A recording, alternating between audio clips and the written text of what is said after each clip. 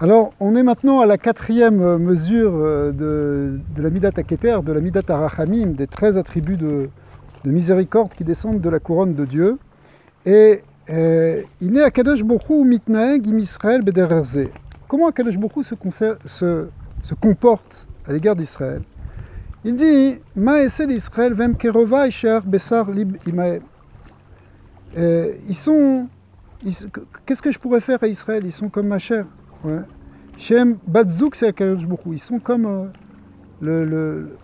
la fiancée d'Akadosh Borou. Vekore, la biti, il appelle même ma fille, Achoti, ma sœur, Imi, ma mère, ou Kelebechazal, comme ça est écrit, expliqué dans les Midrashim sur Shirachirim.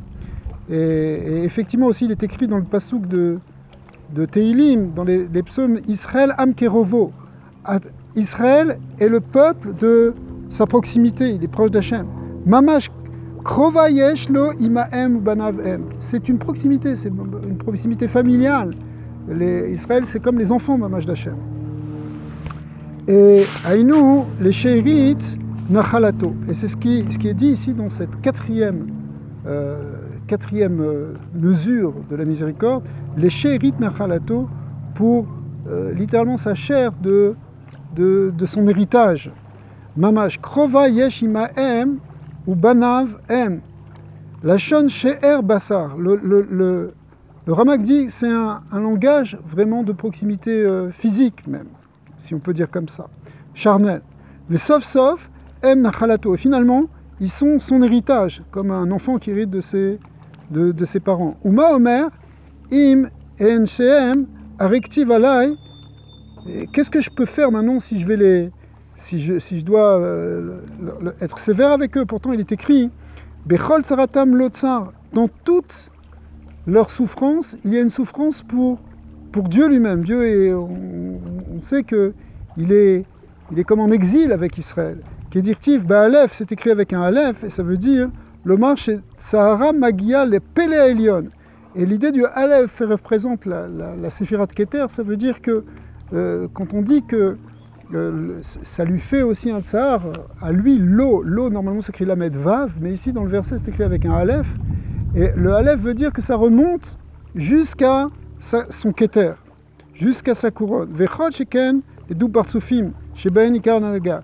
Et à plus forte raison pour les sphirotes inférieures, qu'on appelle ici les deux visages, dou partsufim, qui sont Zerenpin et Malchut, les deux forces divine qui dirige directement ce monde-ci. Chez Ben Ikar Anaga, puisque la Anaga dépend essentiellement de ces deux séphirotes. Alors elles sont encore plus affectées évidemment par la souffrance d'Israël. Vekarinan Bevav Lotsar. Et on dit, finalement, on le lit avec un Vav, pas avec un Aleph, pour dire que c'est à lui le Tsar. Parce qu'on aurait pu dire, si c'était vraiment, on avait fait une lecture littérale du mot Lo Aleph, ça veut dire non, ne pas, mais quand on dit Lo Vav, ça veut dire que la souffrance remonte à lui et Akadosh Borou souffre avec nous dans l'exil et dans toute souffrance. Urtiv va tiktsar nafsho be'amal Israël. Il a été contrit, il a été mal à l'aise à cause de la souffrance d'Israël. Pour les fiches, enosovel tsara vek uklonam. Parce qu'Akadosh Borou ne supporte pas notre souffrance ou notre détresse. Les fiches, oui. Mipne she'em sherit nachalato. Pourquoi? Parce que c'est effectivement une relation quasi familiale qui fait que quand un proche souffre, on souffre avec lui. Alors ça c'est ce qui se passe, on voit de tous ces versets cette idée-là qui revient et qui est beaucoup développée dans les Midrashim évidemment. Mais ici maintenant comment on va l'appliquer nous entre les hommes? Eh bien il faut savoir que si Akadosh Borou il est lié avec nous d'une manière quasi charnelle, en fait tous les Bnei Israël sont aussi liés entre eux de cette même manière, c'est une même famille, c'est une même grande Neshama.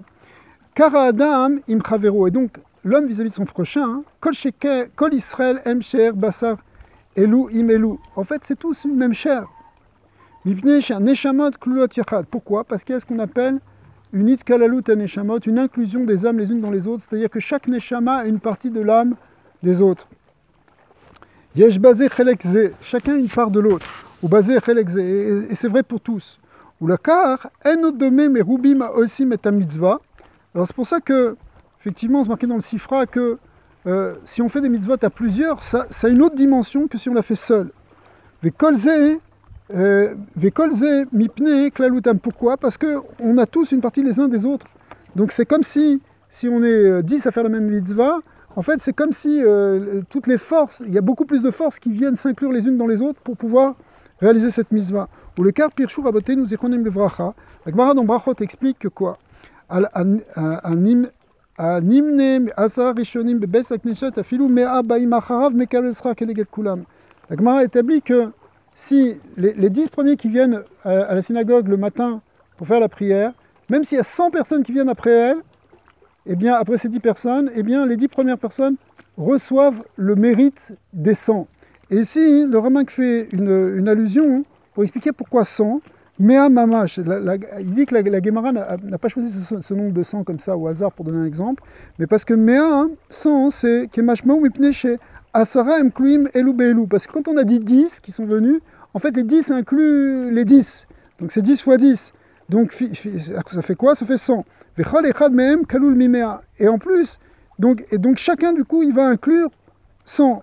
Imken Afilu Yavo Mea ou Yesh Lo Srar Mea. Donc comme chacun il inclut 100, puisque c'est.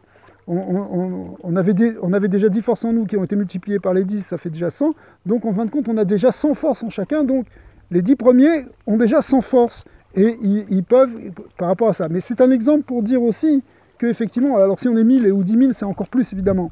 Mais c'est cette idée ici qui illustre dans cette Gemara. Hein, il y a une allusion, pourquoi la Gemara a parlé de 100, pour expliquer cette idée d'inclusion les uns dans les autres. Imken afilu yavo mea ou yeshlo srar mea.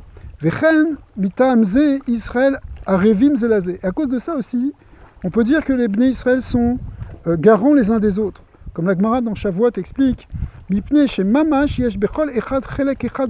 parce que chacun a une partie de l'autre en lui. Donc c'est pour ça que je me sens responsable et garant de l'autre, puisque l'autre c'est une partie de moi-même.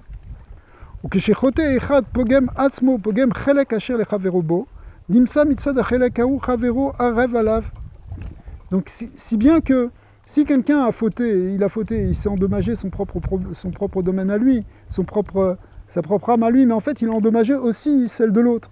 Donc l'autre aussi, finalement, il peut se sentir concerné, et il peut se sentir même concerné pour la teshuva, ou pour réparer. On voit que les grands sadikim, la manière dont l'Admour à Benoni une fois expliqué que quand il reçoit des gens en yichidout, c'est-à-dire en entretien privé, où les gens viennent et confient leurs problèmes et demandent de l'aide, et demandent un tikkun, hein, c'est ça ce que fait un rabbi. Un rabbi il donne un tikkun, il donne une voie pour chacun. Eh bien, des fois le rabbi, le Mitteler Rebbe, le deuxième grand rabbi de Chabad, il sortait dans un épuisement énorme de toutes ces rencontres, parce qu'il se mettait à transpirer, il fallait qu'il change sa chemise plusieurs fois, parce qu'il expliquait comme ça, que quand quelqu'un vient et lui demande, et dit qu'il a un problème, qu'il veut faire tchouva sur quelque chose, alors lui, il essaie de trouver en lui cette même partie, si vous voulez, qui à son niveau est affectée et aurait le même problème, et en faisant teshuva en lui, il aide l'autre à faire teshuva en lui aussi. Pourquoi? Parce que ces deux parties sont liées, encore plus quand il s'agit d'un rabbi, hein, qu'un rabbi, c'est sûr qu'il perçoit encore plus qu'il a toutes les neshamot en lui. Mais en fait, dans chacun d'entre nous, on a un chelek de chacun en chacun, une part de chacun. Alors, Nimsa mitzad achelekaou chavero arev alav. Et de ce point de vue-là, avec cette partie-là, on est garant. Ou le cas, raoul et adam liot rafetz betovato shel chavero. Du coup, il faut chercher le bien de son prochain. Pourquoi? Eino tova al tovat chavero. Il faut avoir un bon œil sur le bien de son prochain. Quand tu vois quelqu'un qui a une belle bracha, bah, tu dois être content. Urvodo yie chaviv alav keshelo. Et s'il est honoré, ben ça devrait te faire autant plaisir que si c'était toi qui étais honoré. Donc il n'y a pas de jalousie, évidemment. Share ou mamash, parce que lui, il est toi. Umitam ze nitzavnu ve'afta l'eracha kamocha. C'est ça ce principe-là de tu aimeras ton prochain comme toi. Le fait d'aimer son prochain comme soi-même, il vient du fait qu'on a tous une part de notre prochain en nous, en fin de compte, on fait une grande unité. Ve'raou ishiyirtse bekashrut ravero velo yidaber bignuto. Et donc on va chercher au contraire le bien et ce qui est correct, les points positifs, le côté correct qui est dans l'autre, et pas le côté négatif. Hein. Rabbi Nachman aussi parle beaucoup de l'idée de chercher sans arrêt la nekuda tova dans chacun, même si celui qui paraît le plus éloigné, le plus perdu, tout le monde a une nekuda tova, tout le monde a quelque chose de positif. Il faut chercher le côté positif et pas mettre en avant le côté négatif. Kederer She'en HaKadosh Baruch Hu Begnuto Velo Betzareno. De même, HaKadosh Baruch Hu, il ne cherche pas à nous mettre en avant notre côté négatif et notre malheur. Mitaam Akrova, parce qu'il est proche de nous. Af ou lo yirtse begnut ravero, velo betzaro, velo bekilkulo. Alors du coup, on ne va pas chercher non plus ni à voir les côtés négatifs de l'autre, ni être content de sa souffrance. Pourquoi? Parce que on est proche l'un de l'autre.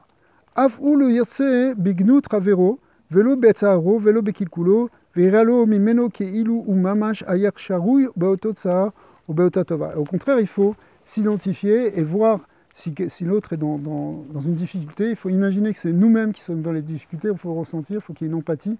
Et s'il est au contraire dans un moment de bonheur, il faut se réjouir avec lui de ce moment de bonheur.